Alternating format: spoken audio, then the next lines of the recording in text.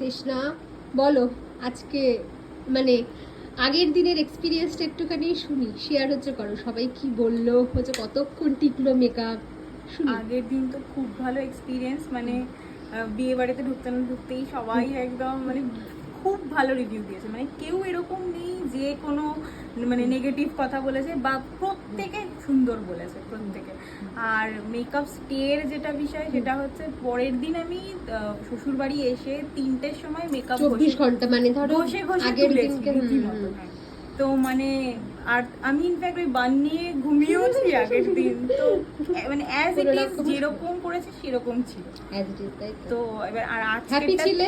প্রচন্ড প্রচন্ড। আর আজকেরটা তো পুরোপুরি দিদিরই মানে পরিকল্পনা, তো সম্পূর্ণ ডিপেন্ডেন্ট আমি, মানে যে কি করবে না করবে সম্পূর্ণ দিদির ইচ্ছা। চলো ঠিক আছে, তাহলে আর কি দেখা যাক কি হ্যাঁ, হয়। একদম একদম এক্সাইটেড একদম। চলো ঠিক আছে, তো বলো কেমনটা চেয়েছিলে, কেমনটা কি হচ্ছে? একদম। আর এটা অনেক দিন ধরে প্ল্যানিং হয়েছিল।